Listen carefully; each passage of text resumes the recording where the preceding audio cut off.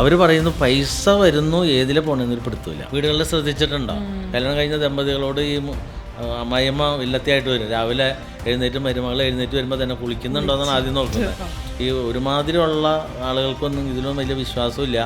ഏതെങ്കിലും എഞ്ചിനീയറെ കാണുന്നു, അവർ വരച്ചു കൊടുക്കുന്നു. സാഹിബന്മാർ അങ്ങനെയാണ് കഴിയുന്നത്, അല്ലെങ്കിൽ അറബികൾ ഇങ്ങനെയാണ് കഴിയുന്നത്, അല്ലെങ്കിൽ ഇവിടെ മാത്രം ഇങ്ങനെ ഉള്ളൂ എന്ന് വെച്ചാൽ അവർ ഇപ്പോൾ എൻ്റെയൊക്കെ പ്രായത്തിലുള്ളവരെ പറയുന്ന വസന്തങ്ങൾ എന്ന് പറയുന്നത്, അവർക്ക് നമ്മൾ ഈ പറയുന്ന പ്രതിബദ്ധത അല്ലെങ്കിൽ മക്കൾ അത്രയും കുടുംബത്തിനോട് അത്ര ഇഴുകിയുള്ള ഒരു സംഭവമില്ല. പ്രേമിച്ച് കെട്ടുന്നതല്ല നല്ലത്. ഈ പൊരുത്തമൊക്കെ നോക്കിയിട്ട് വെറുതെ തല്ലുപിടിച്ച്, അതായത് പൊരുത്തം നോക്കി കെട്ടുക എന്ന് പറഞ്ഞാൽ തന്നെ എന്താ ശരിയാവില്ല, ഇവനെ കെട്ടിയാലേ ശരിയാവും. നമുക്കിപ്പോൾ കാര്യങ്ങളൊക്കെ മനസ്സിലായി. മുമ്പ് നമ്മുടെ ജീവിതം കൈവിട്ട് പോയതാണ്. ആവശ്യമില്ലാതെ പോയി കുറേ ആക്രാന്തത്തിലൊക്കെ ചെന്ന് ചാടി. അപ്പോൾ ഇങ്ങനെയുള്ള എല്ലാ പ്രശ്നവും നമുക്ക് ആവാഹന പൂജയിൽ മാറ്റാൻ പറ്റും.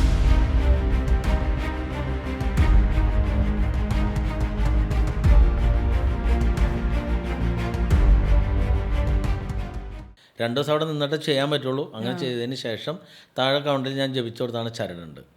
ആ ചരടൊന്ന് വാങ്ങി കെട്ടിയിട്ട് പോയാൽ 27 ദിവസം വരെ നിങ്ങൾക്ക് അതിൻ്റെ മാറ്റം ഉണ്ടാവും.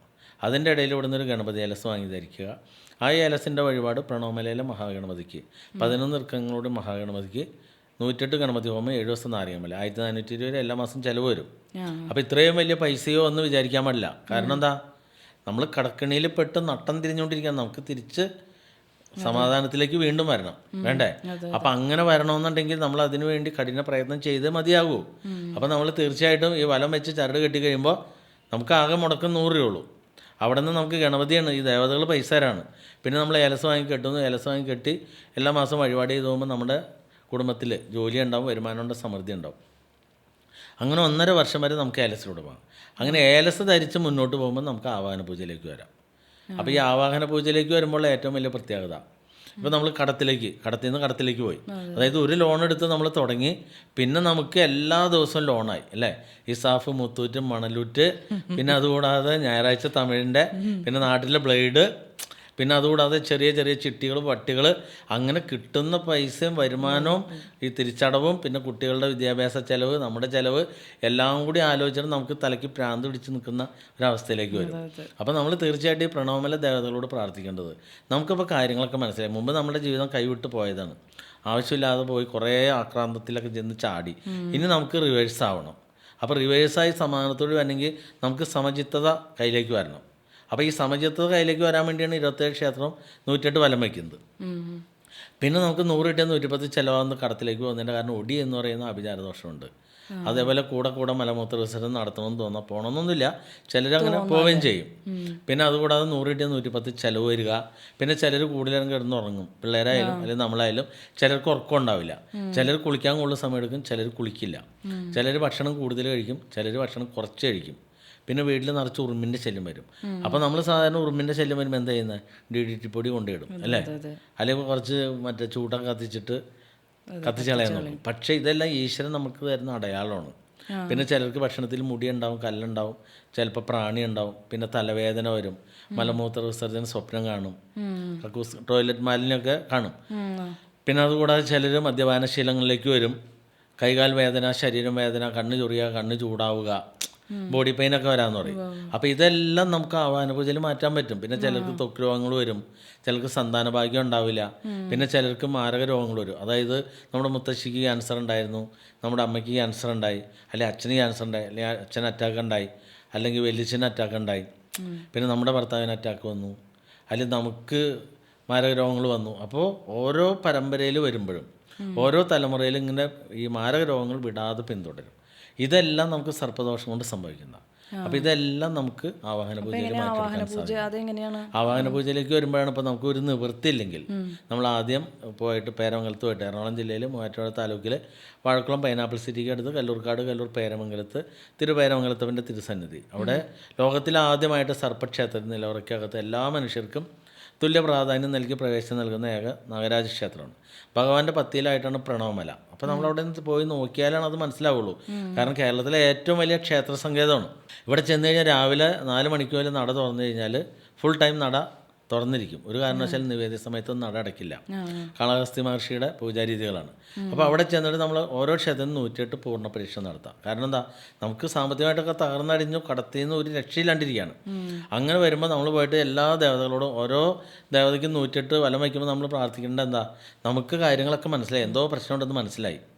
അപ്പോൾ അതിൽ നിന്നൊന്ന് മോചനം കിട്ടണം. അതിന് അങ്ങനെ 2 ദിവസം അവിടെ നിന്നതൊക്കെ ചെയ്ത് കഴിയുമ്പോൾ അവിടെ താമസ സൗകര്യമുണ്ട്, പിന്നെ ഫുഡെല്ലാം അവിടെ നിന്ന് കിട്ടും. അങ്ങനെയൊക്കെ ചെയ്ത് കഴിയുമ്പോൾ താഴെ കൗണ്ട് ഞാൻ ജപിച്ചു കൊടുത്താണ് ചരടുണ്ട്. 100 രൂപ കൊടുത്താൽ ചരട് കിട്ടും. അതിലൂടെ 27 ദിവസം നമുക്ക് മുന്നോട്ട് പോകാം. ഇനി നമുക്ക് കുറച്ച് സാമ്പത്തിക റോളിംഗ് ഉള്ള ഒരാളാണെങ്കിൽ ഏലസൊന്നും കെട്ടണ്ട, നമ്മൾ നേരെ വലം വയ്ക്കുമ്പോൾ ആവാഹന പൂജയിലെത്തി ജീവിതം രക്ഷപ്പെടണമെന്ന് മാത്രം പ്രാർത്ഥിച്ചാൽ മതി. അപ്പോൾ ഇവിടെ ആവാഹന പൂജയ്ക്ക് മിനിമം 66,000 ചിലവ് വരും. 10,000 അടച്ച് ബുക്ക് ചെയ്ത് 6 മാസം വെയിറ്റിംഗ് ഉണ്ടാവും. ആ സമയത്ത് നമ്മൾ അയ്യോ അപ്പോൾ എന്ന് പറയണ്ട. കാരണം എന്താ, നമ്മളിവിടെ ഒരു മാസം നമുക്ക് 30,000 40,000 അല്ലെങ്കിൽ ഭാര്യയ്ക്കും ഭർത്താവിനും കൂടി ചിലപ്പോൾ 60,000 80,000 ഒക്കെ പൈസ കിട്ടിയിട്ടും ഒരു പൈസ പോലും നീക്കിയിരിപ്പുണ്ടാവില്ല. ഇപ്പോൾ ഈ കഴിഞ്ഞ ദിവസം എൻ്റെ അടുത്ത് വന്ന ചെറിയ ദമ്പതികളാണ്. അതായത് ചെറിയ ദമ്പതി എന്ന് പറഞ്ഞാൽ ഭർത്താവിന് 33 വയസ്സും ഭാര്യയ്ക്ക് 30 വയസ്സുള്ളൂ. 2 പേർക്കും കൂടി 1,60,000 സാലറി ഉണ്ട്. 1,60,000 സാലറി ഉണ്ട്. 3-4 വർഷമായി കല്യാണം കഴിഞ്ഞിട്ട് കുട്ടികളില്ല. അപ്പോൾ സന്താന ഭാഗ്യം ഇല്ലാത്തതുകൊണ്ടാണ് അവർ വന്നത്. വന്നു കഴിഞ്ഞ് പൈസയുടെ കാര്യം പറഞ്ഞു ഞങ്ങളുടെ കയ്യിൽ പൈസ ഇല്ല. അപ്പോൾ ആവാഹന പൂജ അത് ചെയ്യാം, 10,000 അടയ്ക്കുക. അപ്പോൾ പൈസ ഇല്ല. അതെന്താ, മാസാവസാനമല്ലേ ശമ്പളം കിട്ടട്ടെ. അതെന്ത് പറ്റിയെന്ന് ചോദിച്ചാൽ പറഞ്ഞു ഞങ്ങൾക്ക് ഇത്രയും കാലമായിട്ട് KSFയുടെ 2 ചിട്ടിയുണ്ട്. അതെത്രയുണ്ട്, 7,000 15,000 രൂപ. ബാക്കി കാറിൻ്റെ CC ഉണ്ട്, എത്ര 20 രൂപ, അപ്പോൾ 35,000 രൂപ. പിന്നെ അമ്മയ്ക്കൊരു 10,000 കൊടുക്കും, അപ്പോൾ 45,000. പിന്നെ ഞങ്ങളുടെ ചിലവ്. അപ്പോൾ ഞാൻ ചോദിച്ചു 45,000 ആണെങ്കിൽ എത്ര ചിലവുണ്ടാവും? നിങ്ങളുടെ ഇരിപ്പും ഭാവവും കണ്ടിട്ട് സിമ്പിളായിട്ട് ഇരിക്കുന്നത്, വലിയ ആഘോഷങ്ങളൊന്നുമില്ല. അപ്പോൾ ഏറ്റവും കൂടി ഒരു 10-40 രൂപ, അതിൽ കൂടുതൽ നിങ്ങൾക്ക് ചിലവുണ്ടാവില്ല. അപ്പോൾ ഒരു 85,000, ബാക്കി പൈസയാണ്. അപ്പോഴാണ് അവർ ആലോചിക്കുന്നത് ഇത്രയും പൈസ കിട്ടിയിട്ട് 75,000 സേവ് ചെയ്യുന്നിടത്ത് ഒറ്റ പൈസ അവരുടെ കയ്യിലില്ല. അവർ പറയുന്നു പൈസ വരുന്നു, ഏതിലെ പോകണമെന്നൊരു പിടുത്തമില്ല. അപ്പോൾ ഇങ്ങനെയുള്ള എല്ലാ പ്രശ്നവും നമുക്ക് ആവാഹന പൂജയിൽ മാറ്റാൻ പറ്റും. അപ്പോൾ അത് ജീവിതം ജയിക്കണമെന്ന് നിങ്ങൾക്കൊരു വലിയ വാശി വരണം. ഇവിടെയുള്ള ആകെയുള്ളൊരു പ്രശ്നം വീടിൻ്റെ വാസ്തു. നമ്മുടെ വാസ്തുവിചാരം വന്ന് നോക്കും. നിർബന്ധമായിട്ടും അടുക്കള വടക്കിഴക്കായിരിക്കണം. ഒരു കാരണവശാലും മൂലകളിൽ കക്കൂസ് കൂടി ഉണ്ടാവരുത്. അഗ്നികോണിൽ അടുക്കള വരാൻ പാടില്ല. കാരണം അഗ്നികോണിൽ അടുക്കള വന്നാൽ ക്ഷേത്ര തിടപ്പള്ളി പോലെ പരിപാലിക്കണം. അപ്പോൾ ക്ഷേത്ര തിടപ്പള്ളി എന്ന് പറയുമ്പോൾ മത്സ്യമാംസം ഒന്നും വേവാൻ പാടില്ല. പിന്നെ അതുകൂടാതെ പിരീഡായ സ്ത്രീകൾ കയറാൻ പാടില്ല. ഭാര്യാഭർത്തൃ ബന്ധത്തിന് ശേഷം കുളിക്കാതെ കയറാൻ പാടില്ല, ശുദ്ധി വരുത്തുന്നത്. അതാണ് പണ്ട് കാലങ്ങളിലൊക്കെ വീടുകളിൽ ശ്രദ്ധിച്ചിട്ടുണ്ടാവും. കല്യാണം കഴിഞ്ഞ ദമ്പതികളോട് ഈ അമ്മായിയമ്മ വില്ലത്തിയായിട്ട് വരും. രാവിലെ എഴുന്നേറ്റ് മരുമകൾ എഴുന്നേറ്റ് വരുമ്പോൾ തന്നെ കുളിക്കുന്നുണ്ടോ എന്നാണ് ആദ്യം നോക്കുന്നത്. എന്നിട്ടാണ് അടുക്കള കയറാൻ സമ്മതിക്കുള്ളൂ, അല്ലേ? അതേപോലെ തന്നെ അവിടെ വേറെ തീണ്ടാരിപ്പുര സെപ്പറേറ്റ് റൂമുണ്ടാവും. ഈ അടുക്കളയിൽ ആ ദിവസങ്ങളിൽ ഈ അമ്മായിമ്മ പാചകം ചെയ്യും, മരുമോളെ കയറ്റില്ല. അപ്പം അങ്ങനെയൊക്കെ നമ്മുടെ പൂർവികരായിട്ട് ഒരുപാട് പേര്, അതെന്തുകൊണ്ടായിരിക്കും? കാരണം പണ്ടെന്ന് പറഞ്ഞാൽ കൃത്യമായിട്ട് വാസ്തു നോക്കുന്ന ആളുകളുണ്ടായി. അപ്പോൾ അവർക്ക് ചിലപ്പോൾ വടക്കിഴക്കിൽ അടുക്കള വയ്ക്കാൻ നിവൃത്തിയില്ലാത്തതുകൊണ്ട് തെക്കിഴക്ക് വെച്ചിട്ടുണ്ടാവും. തെക്കിഴക്ക് വെച്ച് കഴിയുമ്പോൾ അവരിങ്ങനെയുള്ള നിഷ്കർഷം വയ്ക്കും. അതേസമയത്ത് ഇന്ന് അങ്ങനെയല്ല. ഈ ഒരുമാതിരിയുള്ള ആളുകൾക്കൊന്നും ഇതിലൊന്നും വലിയ വിശ്വാസമില്ല. ഏതെങ്കിലും എഞ്ചിനീയറെ കാണുന്നു, അവർ വരച്ചു കൊടുക്കുന്നു. പിന്നെ അടുക്കളയുടെ സ്ഥാനമൊന്നും വലിയ പ്രാധാന്യമില്ല. പിന്നെ മൂലകളിൽ കക്കൂസക്കുഴിയൊന്നും വരെയെന്ന് പറയുമ്പോൾ പറയും അവിടെ സായിപ്പന്മാർ അങ്ങനെയാണോ കഴിയുന്നത്, അല്ലെങ്കിൽ അറബികൾ ഇങ്ങനെയാണോ കഴിയുന്നത്, അല്ലെങ്കിൽ ഇവിടെ മാത്രം ഇങ്ങനെ ഉള്ളൂ എന്ന് വെച്ചാൽ അവർ ഈ സായിപ്പന്മാരെന്ന് പറഞ്ഞ ആളുകളൊന്നും നമ്മൾ മലയാളി താമസിക്കുന്ന പോലെ ഒരു വീട്ടിൽ തന്നെ കൃത്യമായിട്ട് അവിടെ താമസിക്കുന്നില്ല. അവർ ഒരു മാസം ഒരു സ്ഥലത്താണെങ്കിൽ അവർ കൂടുതൽ യാത്രകൾ അങ്ങനെയാണ് താമസിക്കുന്നത്. ഇനി തമിഴന്മാരാണെങ്കിൽ പോലും അവരുടെ വീട്ടിൽ കിടന്നുറങ്ങൽ കുറവായിരിക്കും. അവർ മിക്കവാറും പുറത്ത് കട്ടിലൊക്കെ ഇട്ടിട്ട് കിടന്നുറങ്ങുന്ന സമ്പ്രദായമുണ്ട്. പിന്നെ അതുകൂടാതെ അവർ ഇന്നും വീട്ടിൽ കക്കൂസ് ഉണ്ടെങ്കിൽ പോലും അവർ ഉപയോഗിക്കില്ല. അവർ പുറത്ത് പോയിട്ട് സാധിക്കുന്ന രീതിയിലുള്ള ആളുകളാണ്.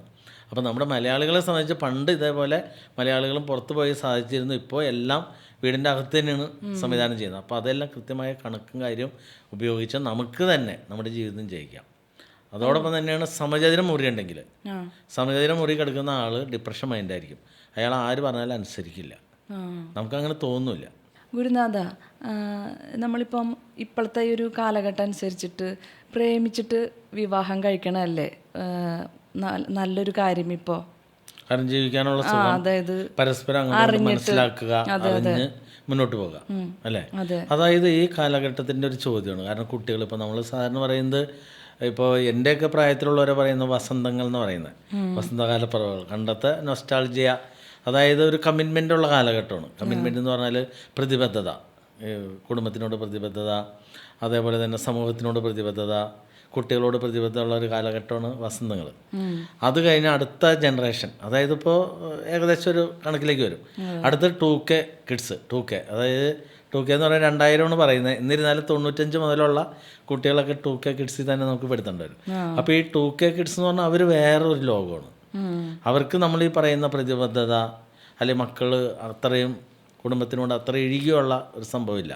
അപ്പോൾ ഈ 2K കിഡ്സ് മുതൽ പിന്നെ അതിൻ്റെ അടുത്ത താഴേക്ക് വരുന്നത് ജെൻസി വരുന്നുണ്ട്. അവർ വേറെ ചിന്തകളാണ്. പിന്നെ അതിൻ്റെ താഴെ വേറെ ആൽഫ, അങ്ങനെ എന്തൊക്കെയോ മാറ്റം വരുന്നുണ്ട്. അപ്പോൾ ഈ വരുന്ന കുട്ടികളൊന്നും നമ്മളുടെ കാലഘട്ടത്തിലുള്ള ആ ഒരു കമ്മിറ്റ്മെൻറ്റ്, പ്രതിബദ്ധത ഒന്നും ഇല്ലാത്ത സമൂഹമായിട്ട് വരണം. അപ്പോൾ തീർച്ചയായിട്ടും ഈ 2K കിഡ്സിനെ തോന്നുന്നത്, അതായത് നമ്മുടെ കാലഘട്ടത്തിൽ അങ്ങനെ പലർക്കും തോന്നിയിട്ടുണ്ട്, പ്രേമിച്ച് കെട്ടുന്നതല്ല നല്ലത്, ഈ പൊരുത്തമൊക്കെ നോക്കിയിട്ട് വെറുതെ തല്ല് പിടിച്ച്, അതായത് പൊരുത്തം നോക്കി കെട്ടുക എന്ന് പറഞ്ഞാൽ തന്നെ എന്താ, കാരണവന്മാർ പലയിടത്തും പോയി പൊരുത്തം നോക്കുന്നു. അപ്പോൾ നമുക്ക് ഇഷ്ടമല്ലാത്ത ഒരാളായിരിക്കും നമ്മൾ ചിലപ്പോൾ കെട്ടുന്നത്, അല്ലേ? ഒരാളെ കണ്ട് നമുക്കൊരു ഇഷ്ടം തോന്നി കെട്ടാമെന്ന് പറയുമ്പോഴായിരിക്കും പറഞ്ഞ പൊരുത്തമില്ല, അതുകൊണ്ട് കെട്ടാൻ പറ്റില്ല. അപ്പോൾ നമുക്ക് നിരാശയായി. വീണ്ടും നമ്മൾ അടുത്ത ഒരാളെ കാണുന്നു. അപ്പോൾ ചിലപ്പോൾ അയാളെ കണ്ട് നമുക്ക് ഇഷ്ടപ്പെട്ടില്ല. ആ സമയത്തായിരിക്കും 10ൽ 10 പൊരുത്തമുണ്ട്. അപ്പോൾ നമ്മൾ പറയും നമുക്കത് പറ്റില്ല. അപ്പോൾ പറയും ശരിയാവില്ല, ഇവനെ കെട്ടിയാലേ ശരിയാവും